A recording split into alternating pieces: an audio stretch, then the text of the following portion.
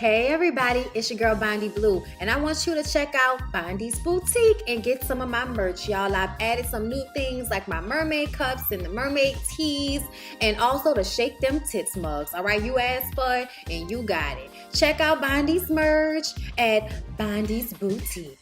Hey everybody, what's up? Oh my god, like I don't know y'all, whenever I start to do a video I feel like y'all can actually feel me like at the moment that I'm recording it. I just be like, oh my god, hey, like, you know, you actually saying hey to somebody. I want to send a few shout outs, baby, before we get into Love and Hip Hop Atlanta, bitch. The episode was really good. I want to send a shout out to a good friend STG on Cash App, because you sent me some money and I forgot to approve it, or you know what I'm saying, or review it, or whatever they ask you to do. So I didn't get it, but I still wanted to thank you for it. I also wanted to thank Sheree Millard. Thank you so much, Sheree Millard. Thank you Naisha Perry. Thank you so much, love. Let me see, I don't want to forget anybody. Thank you Mika Cooper. Thank you. Also, thank you, Deshauna. Is that what that said? I think that's what that said. Hold up, let me make sure. Yeah, Deshauna Townsend. Thank you so much, love. I just wanted to make sure I thanked everybody that has been sending money to my PayPal and to my Cash App, and also signing up on my Patreon account. I appreciate y'all so very much. And thank you, Wild Wigs, for doing business with me. It was great. I'm actually gonna have my little cousin who does the wigs better look at the wig and fix it up a little bit better for me, so that it'll be a little bit better. And I have a whole bunch of new wigs that I'm probably going to do reviews for.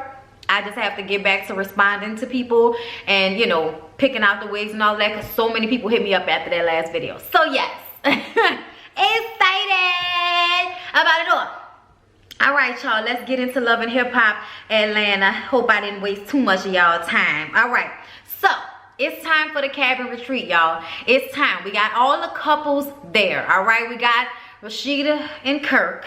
All right, we got the Bam and Scrappy. We got BK and Sierra, and we got Jasir, or whatever the fuck Jock's real name is, and Kendra, his new girl who he been with for 2 years, but we just finding out about it. So y'all know there's gonna be some mess. Now everybody is wondering if Carly Red is gonna show her messy ass up, all right? Because y'all know how this goes. Carly is a misery loves company type bitch, all right? Her relationship is in the shitter right now, so she's going to share that energy and make sure that as many people on the trip are as upset in their relationships as she is in hers, all right? She shows up with Shekinah as her date, as her +1.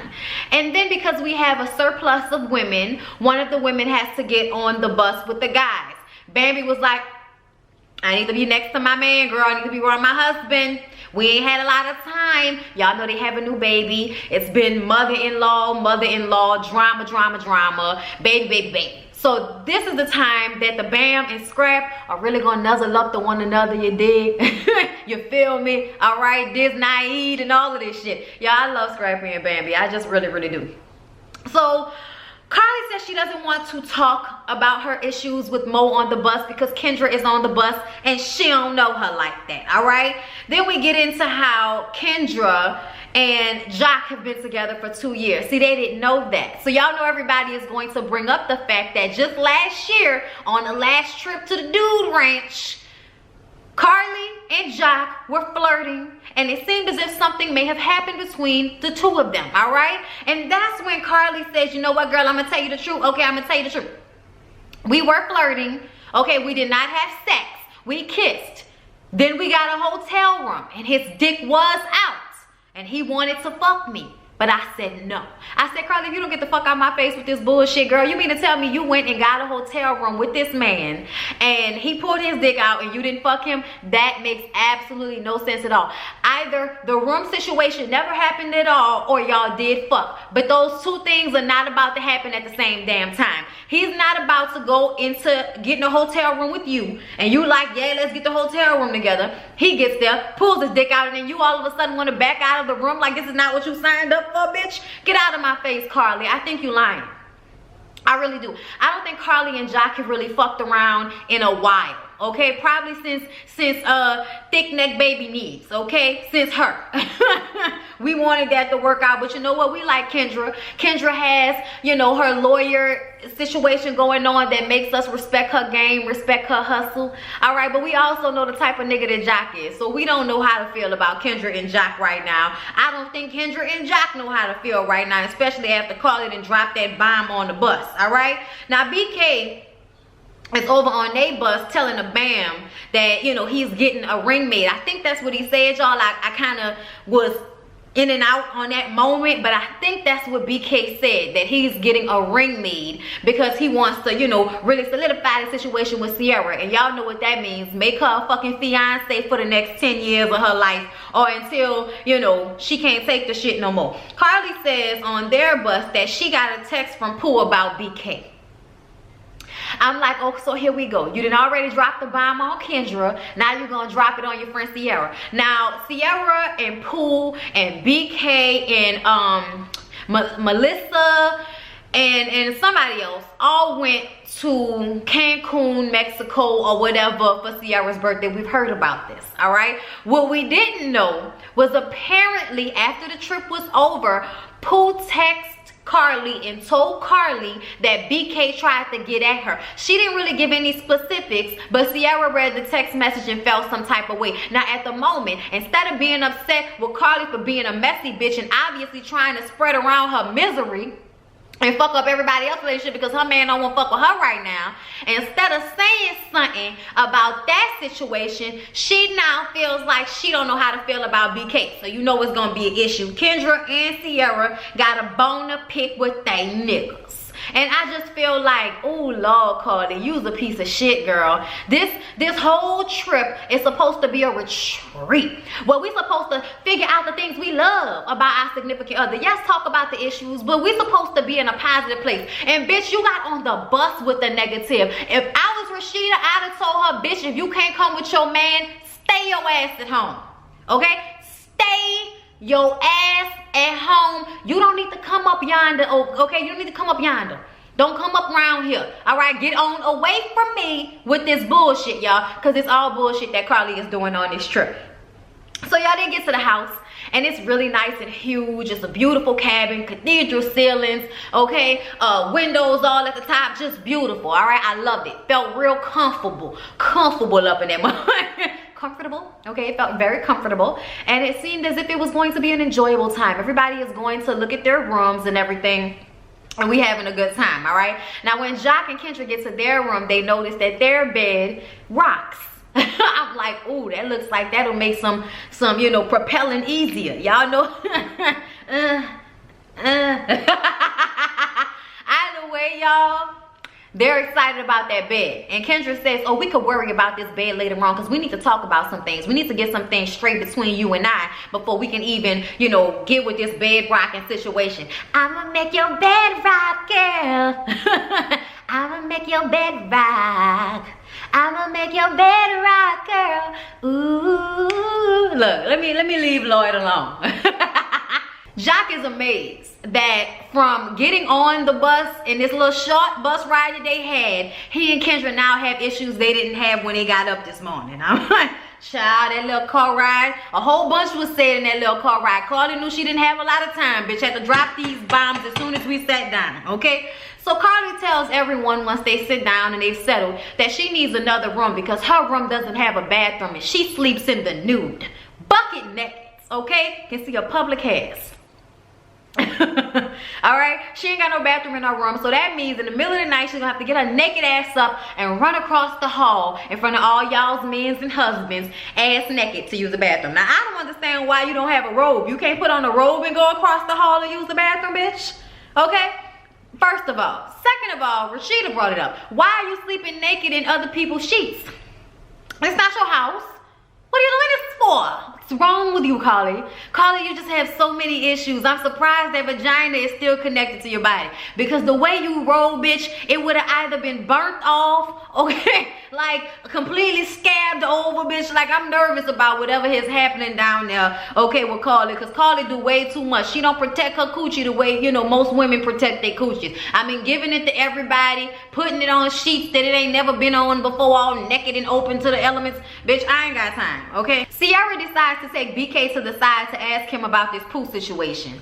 BK said Carly was the one starting shit the last time they got into it. She was the one that orchestrated that whole meeting where everybody was telling Ciara that BK was a fuckboy and fucking everybody. Remember about 2 girls that BK was supposedly fucking and all of that to the table, round table discussion about everybody that BK is dipping in? Just some messy shit. And back then Ciara felt a way about that. So BK brings that up to show that Carly is just trying to start some fucking mess, alright? BK says Pooh and him, only thing they talked about was his relationship with Ciara. It wasn't nothing, which is why he never mentioned it, because he didn't think that he should, because then she would get all upset. But here's the thing.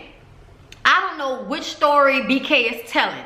Y'all didn't have any conversation that was inappropriate, or the conversation was inappropriate and you chose to keep that from her to keep from pissing her off, but you didn't do anything. I'm confused, Beijing BK. I am confused. Alright? I don't know whether it's the Beijing. I don't know. Okay? Whether it's affecting you or me, bitch. I don't know. All I know is I'm confused about what story we sticking to, what story we telling. Alright? But either way, you guys, I feel, and this is just how I feel like BK is a cheater and is trying to cheat less and get caught less. All right? And so when he says he's actually trying with Ciara and she knows that he loves her, that's what he's talking about. Bitch, I have been keeping my cheating to myself, okay? I have been cheating with bitches who only have something to lose. Therefore, they will not come out of the box and want to tell you anything. I have been doing my best to keep my cheating on the low, all right? As opposed to before when you was just fucking everybody and hoping that nobody knew one another. Like, I'm sorry, y'all, but I don't believe for a second that BK is not doing anything wrong. I just don't. Not to say that Ciara is innocent, because we find out that the bitch not. But as it pertains to this situation with Pooh, I don't think anything happened with Pooh. I would hope BK wouldn't fuck Pooh. Like, I know men will fuck anything, especially anything that look like, you know, they'll let them stick their dick in any hole she has. And that's what Pooh looked like. She looked like you can put it anywhere. And that's fine, but that's nasty. Especially since she married and seems to have open relationships, fucking on everything that could walk. Like, I ain't gonna lie. Beijing BK looked like the type of guy that would fuck on somebody like Pooh. So I'ma like to hope that they didn't fuck. But in all honesty, y'all, I can't be too sure. I just can't, all right? Ciara has had enough. She don't believe nothing that he's saying. Carly is standing right there in the middle of their conversation saying that he needs to just apologize. And I'm like, you need to stay your fucking ass out their situation. Like, you are projecting your problems with Mo onto Ciara and BK, and that is some bullshit. Ciara knocks the cup out of BK's hand. He like, come on now, you doing too much. I felt like she was doing too much. It was almost like Ciara wanted to do that because everybody was watching and Carly was standing right there. Bitch, don't get big in your bridges in front of these people. Ciara tells BK he need to go on up the road now. Go on up the road. I said, bitch, you was a country somebody, y'all. Carly has sex toys for everyone. Now, I don't know how she sees herself as some type of sex therapist when she didn't, you know, fucked up everybody's relationships and she done came through the door. The only people she hasn't been able to fuck with is the Bam and Scrappy and Rashida and Kirk, and that's because they didn't already had their issues. You ain't about to infiltrate they shit at this point. They shit is unfiltratable. I'm not saying it right. It's uninfiltratable, bitch. That is not the right way, but you cannot penetrate them two people's relationship. They done already been through too much, all right? These other relationships are new. These other relationships are wide open for fuckery, okay? So Kirk wants to know, and I'm like, Kirk, you was a messy motherfucker. You and that Adam's apple. No, you need to shut up. Okay, because he gonna bring up, he wants to know what it was that Carly did that Jock was talking about on the radio. Whatever the Indian sex move that she was doing. I'm like, oh, what you mean when she hurry up the Indian fire where she jack you off with her feet, titties, and suck your dick all in a matter of 5 seconds? It's like the quick run through nut. Y'all, I'm just playing. I have no idea what the fuck Carly is doing. I do know she eats these niggas' ass and these niggas love it, okay? I do know that. But I also feel like men have not progressed to a level of life that I will ever want to eat their ass. So I'm going to leave that for hoes like Carly. But By mentioning this makes the situation uncomfortable for Kendra and Jock. And Kendra wants to take Jock to the side, and Carly is trying to reach them, you know, sex toys, talking about she know how Jock like it. And Kendra is like, bitch, you really crossing boundaries out this motherfucker, ain't you? Let me go talk to my man alone. So they go back to the bedroom, and Kendra is like, what's the situation with you and Carly? Because I'm hearing that there was some overlap. Now, I feel as if Jocelyn already told her there was some overlap, but maybe she was, you know, misled by how much overlap, all right? He says that Carly is lying about this hotel situation because Carly said that they got that hotel together. He said Misery loves company, all right? And if Carly had seen his dick recently, she would know that he done tattooed Kendra's name on the side of the dick. I said, oh, you did? Why we ain't see that on social media, Jack? Get the fuck out my face. I'll believe it when I see it, nigga. And I don't want to see it, okay? I don't. Keep it to yourself, nigga, okay? He says that he has never cheated on Kendra. He loves Kendra. He is with Kendra, all right? The dick belongs to Kendra. And Kendra is fine with that. She will bed rock with him until her heart feels calm, all right? It is fine. After this point right here, Kendra and Jock are fine, all right? So after all the bed rocking the next morning, everyone comes to breakfast, and Rashida says, well, we're going to do some relationship building. And Jock said he didn't done enough relationship building in that band last night. But you know what? Fine, we're going to participate. Rashida says they're going to say one good thing that they like about their partner and one bad thing. And Kirk starts. Kirk says that he loves Rashida's business acumen, but she's always running late. And I'm like, are you talking as D-Lo the manager, or are you talking as Kirk the husband? Because I'm sorry, y'all, but something about Kirk starts to make me feel as if the reason why he is still with Rashida is because Rashida is able to facilitate money he otherwise would not be able to make. Okay, because I know they ain't been making a lot of money in the music industry, and that's what he supposedly did. And I know they have businesses and all of that shit, but a lot of the businesses they seem to have only been prosperous because of what Rashida has to offer. So sometimes it comes off as if Kirk is only worried about the business side of things, and he knows that in order to keep the business side of things good, he needs to make sure that Rashida is happy as a wife and not just as a business partner. Okay, I peeped that and I just felt some type of way about it. Rashida says that he is a great father, okay, and he's very supportive of her, but he done did some things, okay? I don't know why we can't say, but you got a bitch pregnant, all right? Please don't get no hoes pregnant again, or I'ma kill your fuck ass.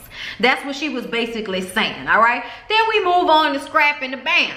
And Scrap says that Bam is a great mother. And let me tell y'all something. I understand that's a turn on to watch somebody lovingly take care of your child once you done had them with the bitch. But I'm gonna need for the thing that you love about me to be something that pertains to your relationship with me, and not your relationship with my business or your relationship with the child we created, or my relationship with the child we created. You know what I mean? Because that's the first thing these niggas want to say. You're a great mom. What the fuck? Like, tell me I'm a great woman, or tell me that you love that I take good care of you, not just that I'm a good mom. That just takes the relationship out of what you loving about your woman.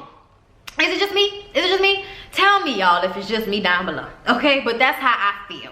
He says she's a good mom, but she's not very appreciative, and it seems as if she's ungrateful for some of the things that Scrap has done for her. And I'm just like, child, you gonna have to tell me what those things are. Maybe he feels as if she don't show him the love he deserves as a man that has made efforts to be better for her. Maybe that's what he means, okay? And she says that he's a great father, and I think that's just piggybacking off of what he said.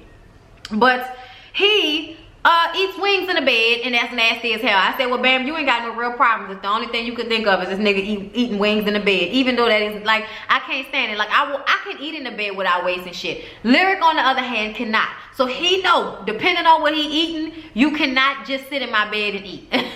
Depending on what you eating. If it's something that's, you know, dry, ain't gonna be no wasting of nothing, fine. Sit in the bed, all right? But if you gonna waste something, nigga, I need you to sit on the edge of this damn bed with a towel in your lap. Like, okay? Or take your ass downstairs somewhere. But I understand her aggravation with that. Then we get to BK. Says he loves Sierra. He loves how Sierra loves his kids and treats his kids like they're her own. The only problem he mad about is the fact that he had to sleep on the couch last night. And Sierra said, okay, BK, okay, you wanna know what my problem is? Is the fact that I was in a bad place, okay? I did not feel beautiful at all. And you came along and you just gave me a light and you made me feel beautiful about myself, all right? But the problem that I have with you is that you are inconsiderate of my feelings. And I could see that. I could see that because it's the way he moved. If you would keep it 100 with your lady, then nobody else will have a chance to bring shit to her. And you only thinking about it in a moment of, oh, I don't want to have to deal with this. What you're not thinking about is that you're going to have to deal with it on the back end. And on the back end, it's going to be worse because she's going to be mad that she didn't get it from you first. And that's just how this shit go. That's how the cookie crumble. But BK says that he loves Sierra and he is trying to make an effort to be a better man for her. Kendra says Jock treats her like fine china, okay? But he needs to have a greater sense of urgency when it comes to the way he deals with things. And I'm like, I could definitely see that. I could definitely see Jock as the type to drag his feet. Jock says that Kendra is like a superhero in a courtroom, and that's one of the things he loves so much about her is watching her help people. And because of that, he really can't even think of anything negative about her. I said, well, damn, Jock done fucked over all you niggas that had something negative to say. Like, well, I ain't got nothing bad to say about my old lady. I don't know what's wrong with the rest of these niggas. Like, damn. But they cute, though. I'm happy for Jock. The Bam and Kendra have a talk because the Bam wants to understand what the hell is going on. I kind of thought this was messy. But the things that she ended up saying was, you know, kind of anti-mess, but then you having a conversation with her, so it's kind of counterproductive as far as I'm concerned, all right? But the Bam says that the timeline seems kind of sketchy with the overlap between Carly and Kendra. Kendra says that she and Jock have talked about this situation and they're good. But Bambi says that the shit don't sound right, okay? This timeline sounds, you know, sketchy, it don't add up. The Bam says, don't let these bitches tell you nothing about your relationship. And I was like, that's another thing that these girls need to learn. Stop listening to hoes like Carly. Nobody should be able to come to you and tell you something about your significant other. That should not be the case at all. You have got to stop letting people in your business to the extent that they feel like they can come to you and tell you shit like that they don't even know for a fact is true. But they just want to tell it to you because somebody said it to them. The Bam tells her what she had to deal with, that she went through issues with Scrappy as well, and she had to completely get out of his life in order for him to act right. She's not saying that that's what she should do, but she definitely needs to put down a foundation for their relationship that is just the two of them. Kendra says, well, you know what, we're gonna deal with that at another time because it's still not sitting right with me, but we just want to enjoy the trip. And see, I feel like Kendra was trying to let that shit go, but the fact that everybody wants to come to her and talk to her about it is bringing this shit back up. And it's going to continue to create issues between she and Jock until she has a complete understanding of everything. Nigga, you need to tell me blow by blow of how all of this went down in order for this bitch to misconstrue whatever was going on betwixt the two of y'all. So then Mo shows up with some Louis Vuitton gift for Carly, talking about he missed her. Y'all, this is the exact reason why Carly doesn't have a man. This is the exact reason why she don't have a man. This man showed up apologizing, saying he's sorry. He did not cheat on her just because he had a conversation with a woman who he possibly has a child with, okay? I'm sorry, but I'm on Mo's side with this shit. All right, I think Carly is being ridiculous. If you really want to be with somebody, you're gonna have to understand that they're going to potentially come with baggage. You come with bodies, Carly. You should understand that, okay? But she's not trying to see him at all. She thinks that he's cheating because if I would have had a conversation with another man, it would have been cheating. I'm like, yeah, because y'all would have been having a conversation about fucking. He having a conversation about fucking that already happened, all right? It's not cheating to talk to her about whether the child is his and figuring that situation out. That is not cheating, Carly. You just want to call something because you like being a victim, all right? And that was made very plain to me when she went off on a tangent about how he doesn't support her and all of this shit. He's like, girl, what you talking about is completely irrelevant to this situation. Now you just bringing up bullshit because you want to be right and you want to play victim. He walks away. He like, all right, Carly, this the way you want to be, I'm out. She being ridiculous, all right? Now, Rashida sits down with everybody and says they need to work on the relationships, but they leaving Carly crazy ass up in her room because she's the reason why everybody been getting into it, all right? Rashida drops a bomb on everybody that she and Kirk both lied in their relationship and they both cheated at one point or another. And this is what makes me mad about Rashida. Please do not try to compare what this man did, having a baby on you after y'all decades of marriage. Okay, please do not compare that to you having another little boyfriend that was probably your age when this nigga was 30 and you was 19 years old and y'all first got together, and he had another woman and kids, and you was probably being a teenage girl living your fucking life. That is not cheating.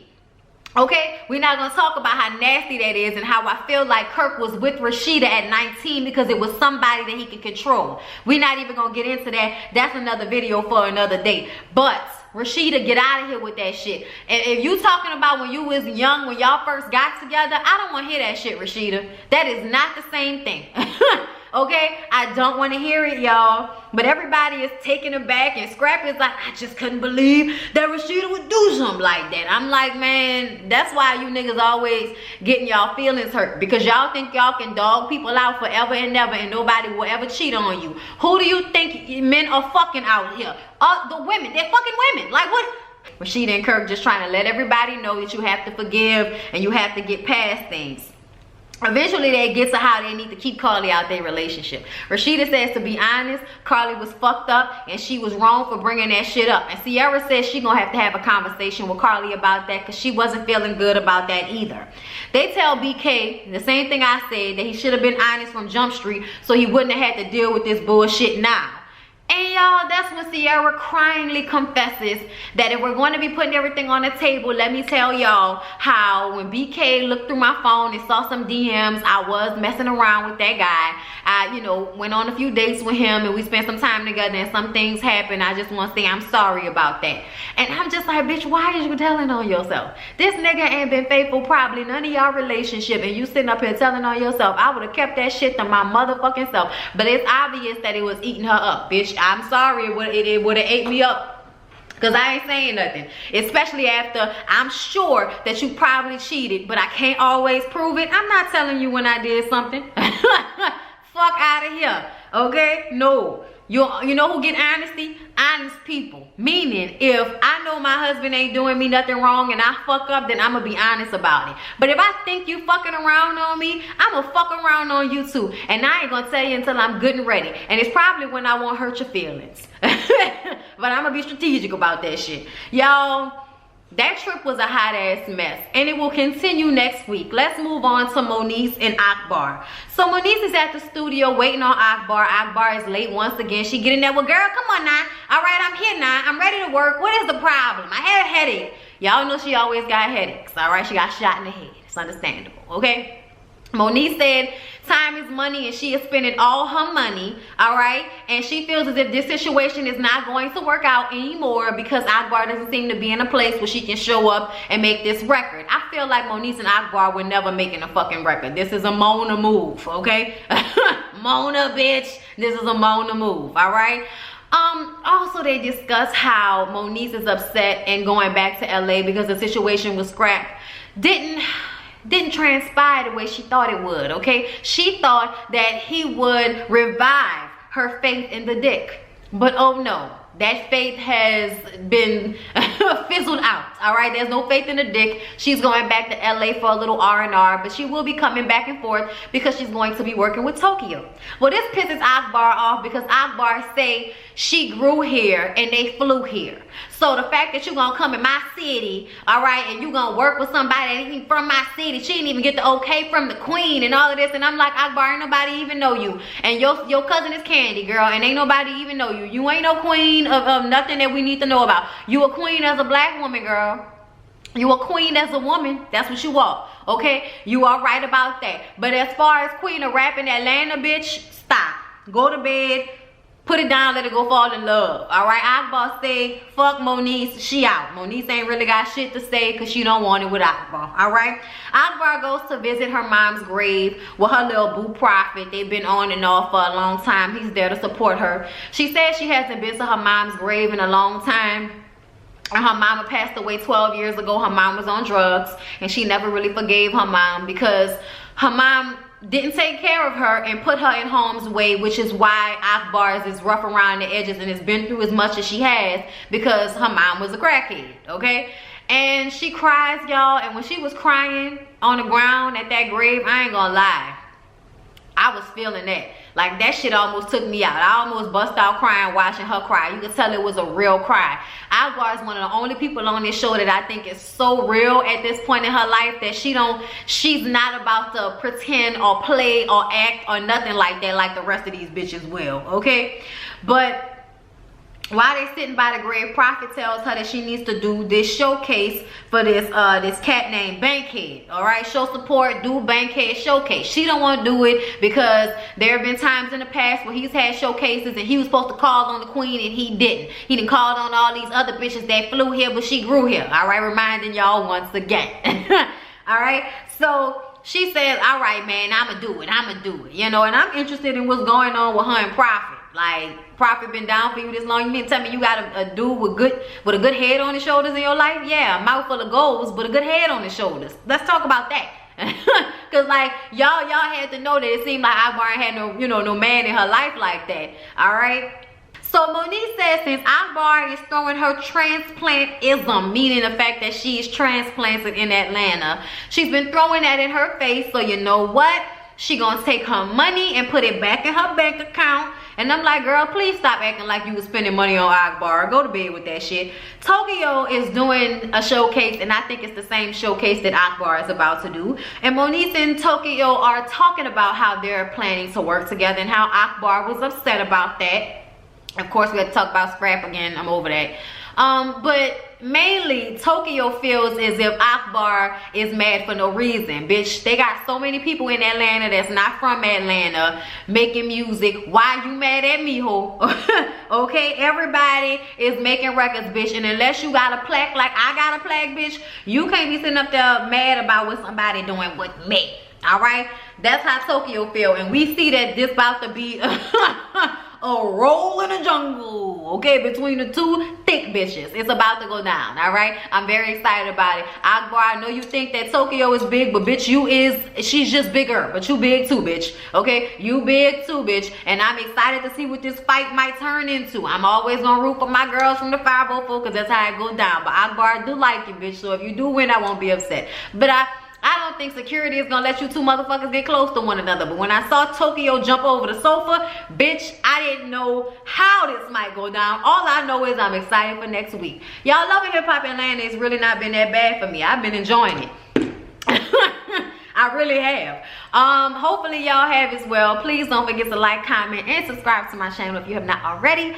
I love y'all so much, and I will see y'all for T.I. and Tiny, Friends and Family, Hustle, and also 911 will probably be up. If I can't get it up tonight, it'll be up tomorrow. So love y'all. See y'all in the next